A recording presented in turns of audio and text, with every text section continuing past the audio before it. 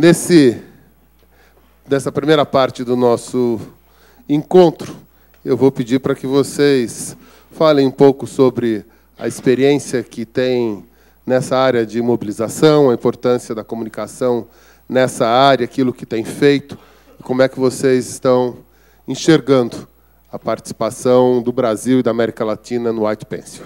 Pelo que eu entendi assim, do briefing, da importância do White Pencil, eu acho que é realmente a gente usar a nossa força, porque a gente tem um poder de comunicação muito grande, né? Não como criativos, enfim, em cinema também, como o cara que é de cinema independente, que lançou esse início de história do Peace Day. Então, acho que a gente tem o dever de usar esse poder de comunicação que a gente tem para realmente fazer alguma coisa, para tentar mudar alguma coisa do mundo. Eu acho que isso é a força de você fazer mais do que só uma campanha. Você tem uma ideia que realmente possa mudar um hábito, que possa fazer diferença no mundo, assim. Então, isso que eu acho que é legal, que a gente pode usar a nossa criatividade para isso. E eu acho que o mundo chegou numa encruzilhada. Nem quero aqui pregar que é o fim de um capitalismo, mas esse processo que está aí, a gente precisa dar um passo à frente. Não talvez são comunistas como a Coreia ou socialistas como em Cuba, mas precisamos dar um passo e ver para onde vai nesse mundo à frente. E aí eu acho que passa por um processo fantástico, um dia de paz, mas antes de vir para cá eu pesquisei, nesse exato momento existem 87 conflitos de guerra no planeta Terra. Então, a gente sabe de alguns, mas tem acontecido em todos os tempos. Eu acho que tem uma guerra também, que eu acho que quem está aqui nessa noite, especialmente meus amigos aqui, todos vocês, nós somos o PIB intelectual desse país. Eu acho que o maior problema que o Brasil está enfrentando é o seu colapso de ética. Ela é uma guerra social, na verdade, que a gente tem a responsabilidade de contar uma história de uma maneira local, sem ser também só abranger um aspecto global e fazer as pessoas se movimentarem mais. É dessa forma que eu vejo. Eu fiz uma pesquisa também e a gente tem um desafio muito grande pela frente. Eu acho que até hoje quem conseguiu parar uma guerra foi o Pelé. Se não me recordo, em 69, a Guerra Civil do Congo.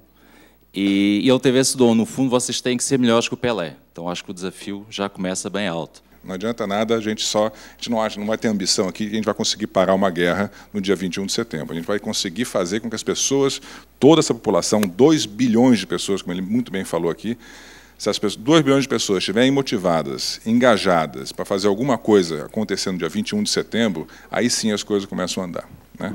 Hoje as mídias sociais que foram endeusadas pela Revolução do Egito, né?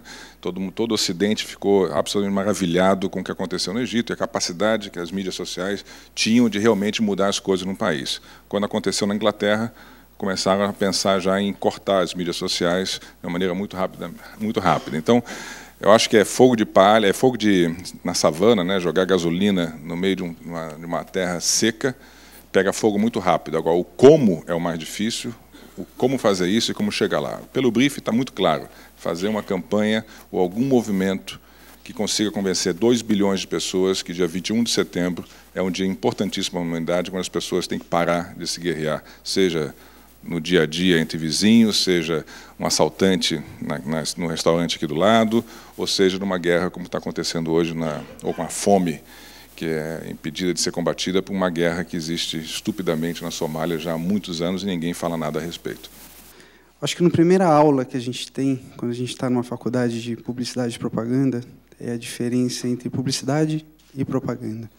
Eu acho que existem muitos prêmios que premiam a publicidade, que pressupõem algo que foi publicado.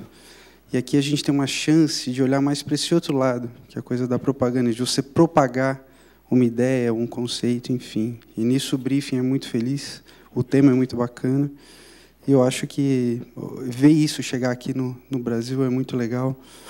Enfim, acho que o resto, todo mundo aqui já falou um pouco, mas é uma iniciativa muito legal, muito importante. Primeira questão que eu queria colocar para a gente poder discutir é a seguinte. Vocês acreditam mesmo que a publicidade pode ser um impulso para a mudança? E quais seriam exemplos que vocês teriam para poder compartilhar? Eu acho que o mais difícil hoje, com a mídia segmentada do jeito que está, é você ter a capacidade de atingir a massa ao mesmo tempo. Todo mundo junto falando alguma coisa e tentar modificar isso de alguma maneira. Eu acredito piamente que é possível.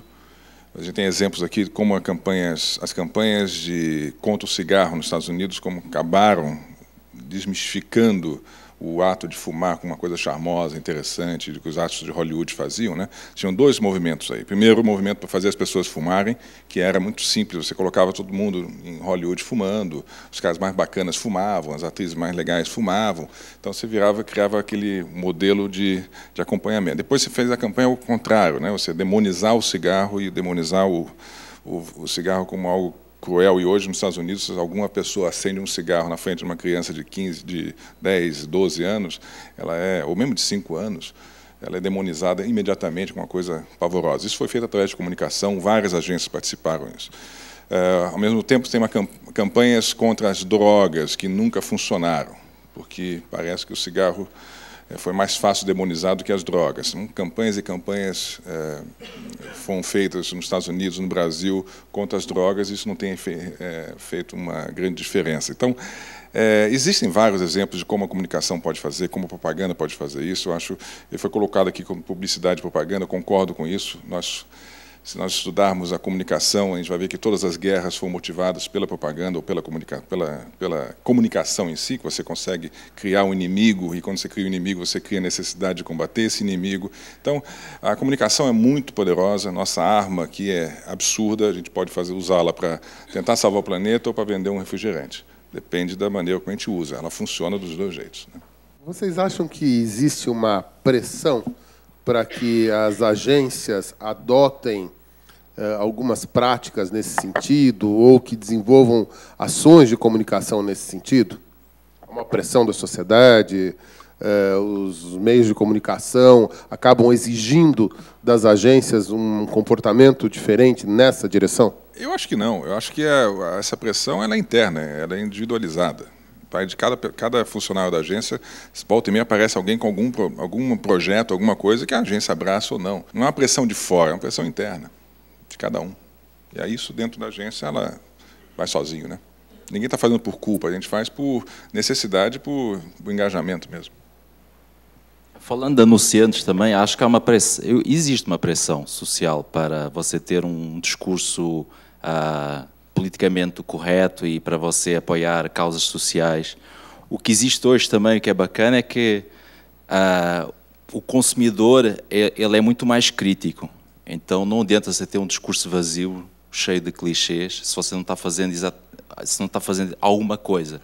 Então o que é bacana, e junto com as redes sociais também, que elas estão apontando os dedos, elas estão acusando, elas estão elogiando. Então o mundo fica mais crítico e todo mundo tem a sua voz. Isso é bacana porque todo mundo abre o olho e acaba medindo aquilo que está fazendo e aquilo que está falando.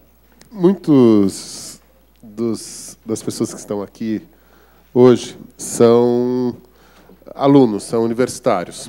Como é que vocês enxergam o papel da universidade na formação desse publicitário, nessa nova conformação, nesse momento onde a crítica social é mais presente, onde a necessidade de envolvimento social se torna quase que obrigatória? Qual é o papel da universidade? Como é que vocês enxergam isso? Responder isso. Eu acho o seguinte, acho que é o momento que a propaganda está passando hoje é um dos momentos mais incríveis que tem. Antigamente a gente era preso em algumas mídias, né? Cinema, print. Hoje em dia a gente tem a opção de fazer muito mais coisas, de poder criar muito mais.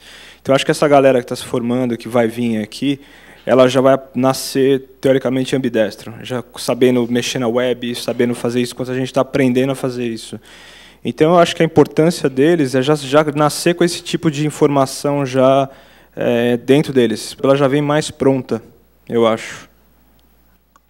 Eu acho que para jobs, complementando o Luizinho, para jobs assim, que necessitam de um movimento mesmo, uma revolução, quando a gente é mais jovem, aí é que a gente tem todo... A gente quer mudar o mundo mesmo. E vocês têm o poder de mudar o mundo com todas as armas das redes sociais, da internet, de tudo. Pode ser pequeno, né? Mas eles estão pegando um momento do online, que é um momento novo, um momento muito mais fortuito, assim, que é o momento das redes sociais. Eu já trabalho com isso há um bom tempo. Antigamente, o meio online, a internet, era muito dispersa, você não tinha um lugar onde juntava as pessoas.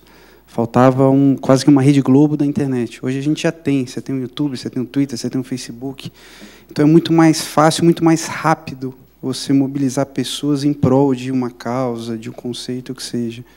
Então eu acho que o papel da universidade é exatamente mostrar novos caminhos de mobilização. Quando eu comecei na profissão, os meus ídolos eram descendentes da geração de 68. Então tinha um pouco de ceticismo com aquele sonho do comunismo, do socialismo, do hippie, de uma sociedade um pouco mais justa, e entrar na propaganda um pouco desiludidos, né? E um pouco no cinismo disso, eu enfrentei, chegava na profissão e encontrava aquela geração toda de cínicos, né, desiludidos, aquilo me chocava muito fortemente. Depois houve uma geração rapidamente dos caras pintadas, né, quanto o Collor, etc., que durou muito pouco tempo, né? Também essa desilusão foi rápida. E aí eu acompanhei uma geração que se preocupava muito pouco com o social, se preocupava muito mais em um prêmio, ou um anúncio bem feito, ou um filme maravilhoso, um roteiro fantástico, e muito pouco com o que acontecia em volta. E hoje eu acho que tem uma geração nova que está chegando aí, que está com uma ansiedade muito grande de resolver problemas que são gritantes na nossa frente, mas não tem os meios, não sabe exatamente como. Eu acho que aqui é o papel de vocês canalizar essa frustração e usar a comunicação para ajudar a melhorar um pouquinho o mundo. No fundo, é esse briefing aqui nosso, né?